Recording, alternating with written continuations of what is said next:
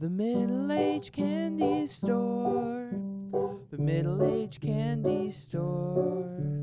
Have a good time, try lemon and lime at the middle-aged candy store. The candy is sweet, it's true, though it may seem bitter to you. Wave back at the years, the trials and the tears, the cigarettes and beers, the faces you love, the things you're sorry for. Come in for a spell, there's caramel at the middle-aged candy store.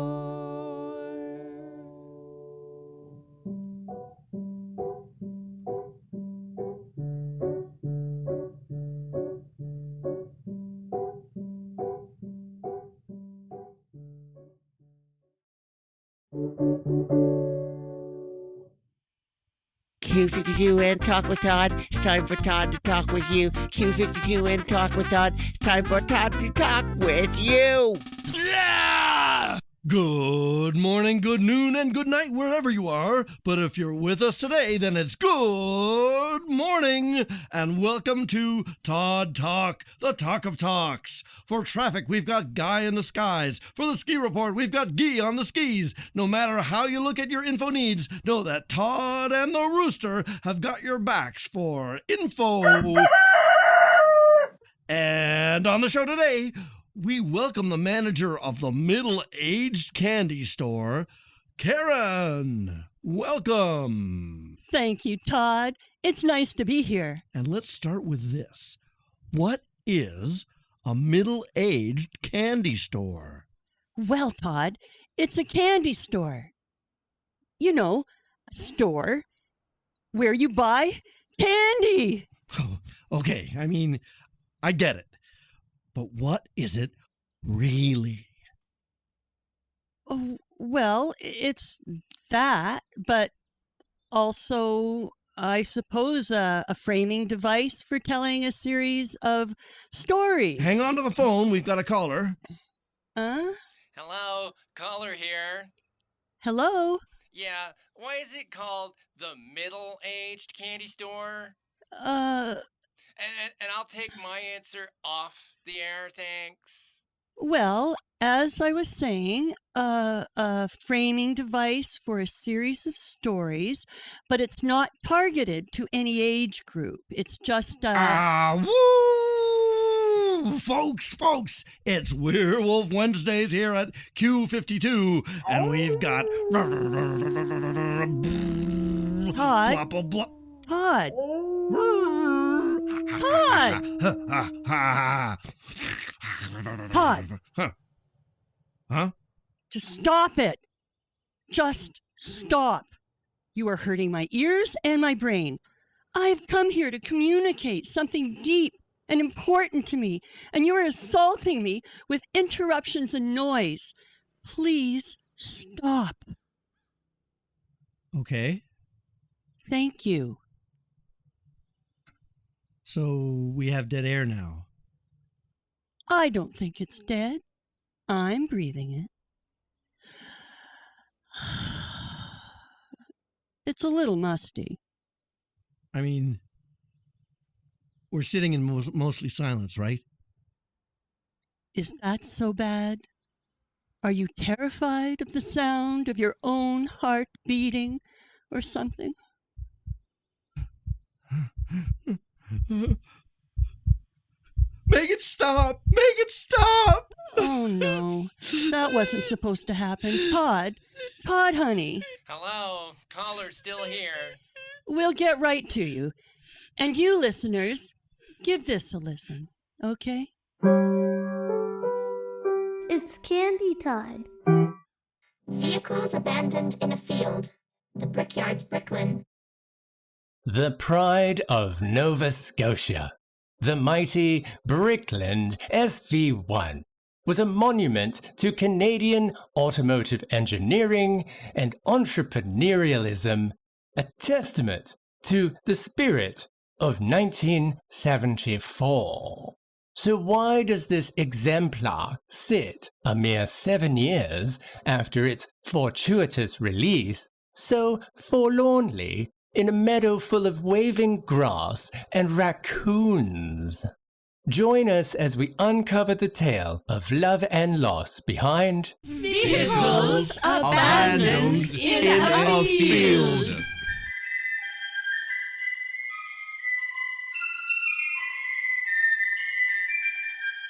In an abandoned brickworks in the East End of Toronto, Canada, a very special car sits slowly rusting. What sad tale can the Brickyard's Bricklin reveal to us? Let us return to that fateful night in 1975 when Arthur Glendennis parted ways with his beloved Bricklin. It all started with the February 1974 issue of Car and Driver magazine. Arthur, a business executive by trade, was a man at the crossroads. My wife had just left me for the dog groomer, and taken the dog as well.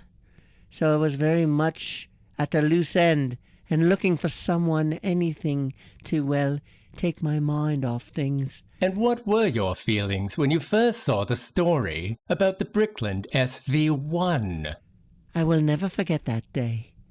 I was at the barber's getting my bi-weekly haircut. Viewers at home will not fail to appreciate Mr. Glendennis's supremely trimmed coif. And I happened to pick up the first issue of Car and Driver, and the magazine fell open to a full-color spread on the Bricklin. Simply fell open right onto my lap, as it were. Amazing. And what were your feelings in that moment? I was intrigued. More than intrigued. I was enamored. And on that day, Arthur's life changed forever. Who among us has not rashly pre-ordered a product after a hasty and biased glance in a magazine? Who has never been captivated by lash photography and scintillating marketing copy? None of us are immune to the lures of heart and eye, and Arthur was no exception. As soon as I returned to my office, I placed the order directly to Mr. Bricklin himself. And then I waited. When the car finally arrived that summer, I was honestly thrilled. The shape, the doors, the headlights. It was all new to me. In my naivety, I thought I had really found something. Until that night in November. Arthur's heart, broken by the woman who stole it away in the night along with his miniature dachshund, had begun to heal. And so it came to pass that on the Ides of November, he took a lady for a drive in his Bricklin. Ooh, Artie, you sure know how to show a girl a good time. Just wait, you haven't seen anything yet. They drove through the highways and byways of the city, finishing up their romantic starlit drive in one of Toronto's many ravines, next to an abandoned brickworks. Ooh, Artie. Hey man, what are you doing with my wife? Howie, what are you doing here? Now look here. I didn't know she was married. I don't want any trouble. Oh yeah? You don't want no trouble, so you go parking with my wife? Come out of that car so I can whoop you. There's no need to whoop anybody, Miss... what was your name again? Howie. His name's Howie. You better do what he says. Howie's awful jealous. Howard. May I call you Howard? I assure you my intentions towards your wife were completely honorable. I simply... Oh yeah, right. Only a man with honorable intentions takes a chick to an abandoned brick factory in his fancy pants car. Come out of there and fight me like a man, or I'll break the windshield and drag you out. Howard sounds like a very violent man. Did he make good on his threat? No, I had no choice but to comply. What's the big idea? What are you doing to the doors? I'm sorry, they open upwards instead of sideways. It takes a little while. You come out of there right now, or I'm gonna break the doors off with my hammer.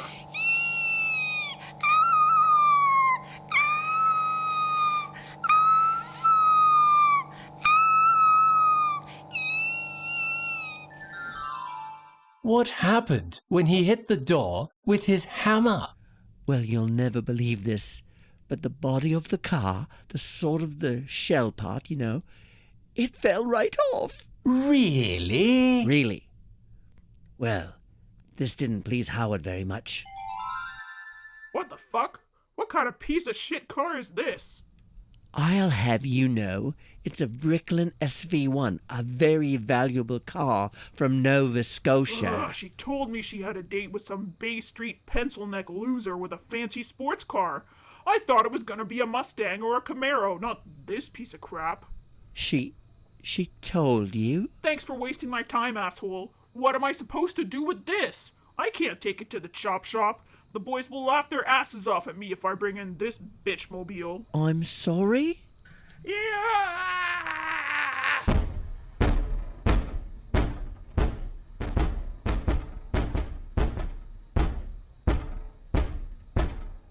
Howard, the irate would-be car thief and possible husband of the lady, began once more to attack Arthur's beloved Bricklin with his hammer.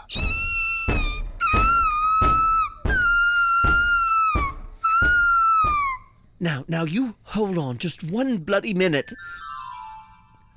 I apologize for my bad language, but it really was very upsetting. What did you do? How did you survive the attack by this maniac? Howard, this is unprofessional. I quit. The lady ran off into the night, never to be seen again. And as for our hero, Arthur... I also ran off into the night. I didn't know what else to do. I was no match for a deranged car thief with a hammer.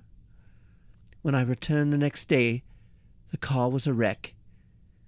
I knew there was no way to salvage it, so I just left it. And there it has remained for 7 long years, untouched.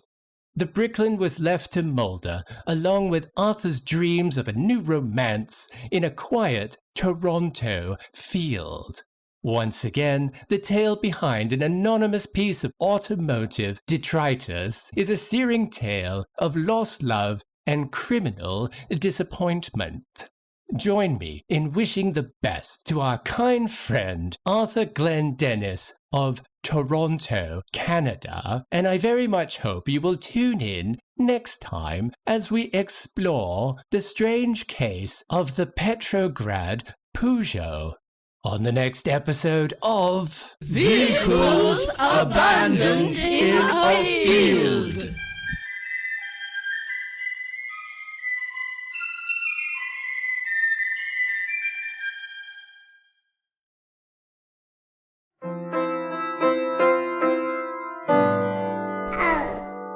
Candy.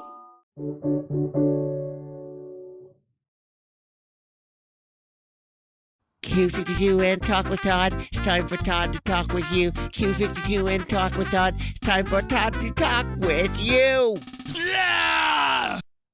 Hello out there in Radio Land and Podcast Land. Initially, I'd wanted to come on the radio and explain the candy store concept, but there was so much noise and anxiety. Is talk radio like that all the time? Why do they even call it talk? Is there a listen radio? Anyway, Todd went home sick, so it's just me. Let's see here. What if I push one of these lighted buttons? Hello? Hi, this is Karen. You're on the air. Karen, it's Medusa, your employee? Oh, hi, hon. For the listeners out there, Medusa is a key employee of mine. Also, a Gorgon from Greek mythology. So how's it going? Well, Dave and Avialannia are back. For the listeners out there, Dave and Avialannia are ex-employees who are and were twins and who left my employment to resume their careers as supermodels. Right. Anyway, they're back, and, well, they're saying they don't work here, but they're dusting and stuff. Not sure why. They're doing work, actually, so... No, we are just visiting the store. The middle-aged candy store. But we are not working. We are just dusting. For fun. We dust. Okay, that's fine then. Yeah, just keep dusting that. So there's that, and also, Karen, I saw a skunk in the storeroom. Are you sure that wasn't Skip? Oh, for our listeners out there, Skip is an employee of the candy store who also takes the form of a skunk on his off hours. And no, Karen, I mean holy exposition. I know what Skip the skunk looks like. In fact, Skip was with this other skunk. That's the one I'm reporting I saw. And they were playing cards, Skip and the other skunk. I don't see a problem here, Medusa. Were they playing for money? I think so. Well, there was this big pile of dead grasshoppers on the table, so I think so, and that's the issue. Well, I guess we're going to have a talk with him. He may have a gambling problem. Or a grasshopper problem. Exactly. Has Skip been attending the employee positivity circle? I don't know. That thing is stupid. I don't go. Right. Well, talk to him, Medusa. Try to give him a good word, okay? Yeah, maybe I'll try to run into him in the break room then. It is so comforting to be in the presence of the store once again. Yes, however, not in need of employment from Karen. No, we are simply dusting and enjoying ourselves. We do not need no compensation, yeah? No, because we are supermodels with healthy careers. Oh, yes. Healthy supermodel twin, brother. And sister. Dust, dust, dust. So enjoyable and so healthy. Yes, healthy and wealthy. Supermodels. Thanks, you two. I'm hanging up now. Well, looks like our time is up. Thanks for having me on Q52. I can't say today's show was informative or entertaining, really. Yeah, I guess I'll let myself out then. I like candy. Jasmine's time travel. Jasmine was working on her time machine. Thereby regulation. Eliminate any element at the right time. Jasmine travaillait sur sa machine à voyager dans le temps. Jasmine was working on her time machine. The day she succeeded would change her fortune. But that day was not today. She had never been lucky. Nothing seemed to go her way, so she stayed far away from the casino and from the horse track. She had been cautious ever since her grandmother taught her to play dice.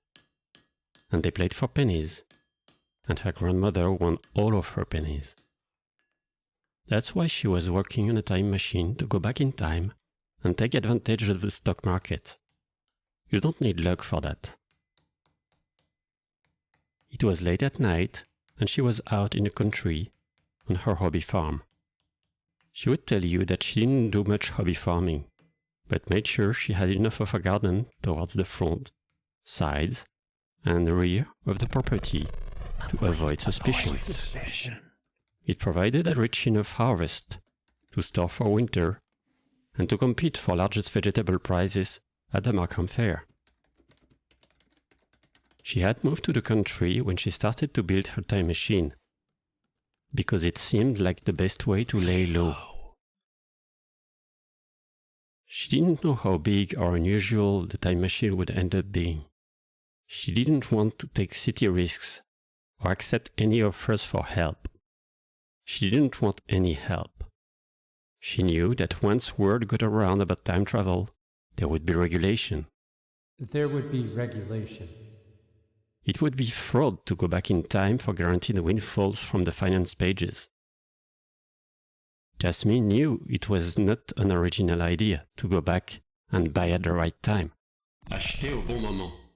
And she knew that as soon as everyone else figured out the secret to time travel, empires would be destroyed, and the money wouldn't be makeable anymore. So it will still be about being in the right place at the right time. And while it was difficult to eliminate any element of chance, Éliminer tout élément de hasard. it couldn't be impossible. Still, the longer it took time travel to be discovered by anyone else, the better.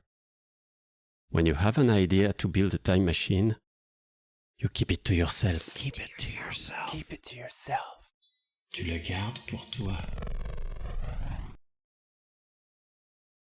And so she often worked at night, when there would be less of a chance of anyone dropping by. And she was working on her time machine in the barn when she heard a noise outside. She grabbed the broom to swat the pest, but when Jasmine opened the door, she came face to face with an older woman, immediately recognizable. Jasmine invited Jasmine in for some tea and told her that she had every kind but jasmine tea. The older Jasmine smiled at the jasmine tea joke, but didn't laugh or say anything.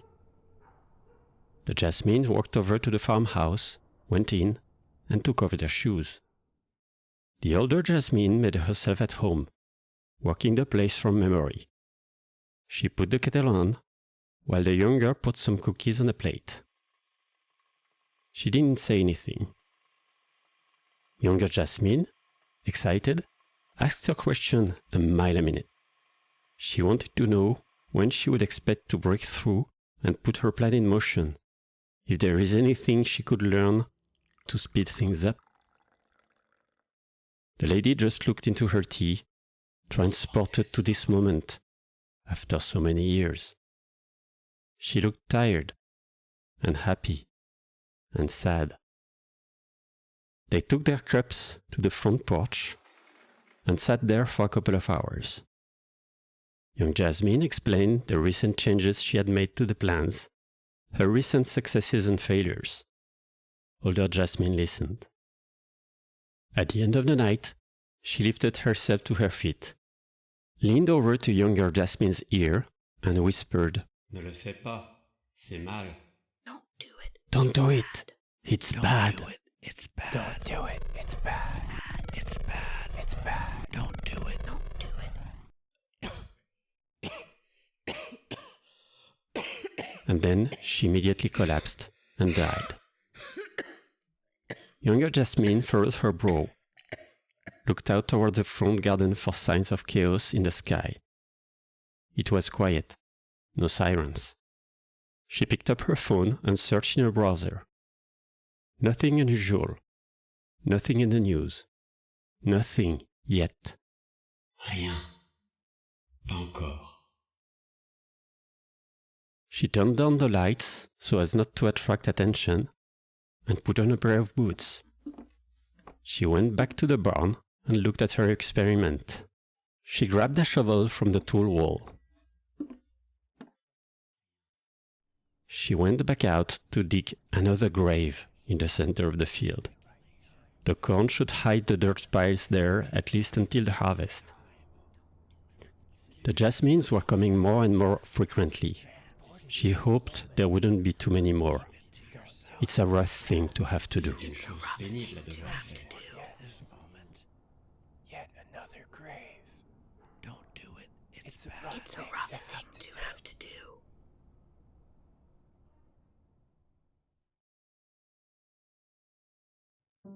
Thank you for listening to the Middle-Aged Candy Store produced by The Gathering.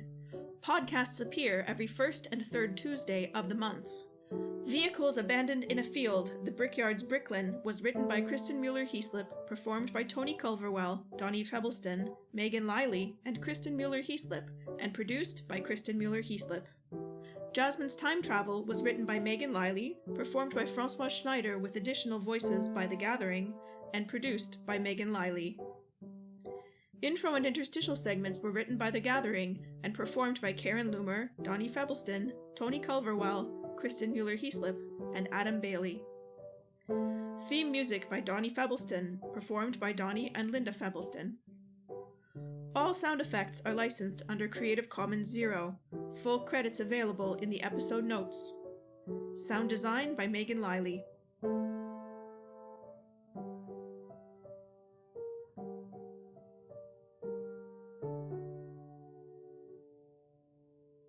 Come in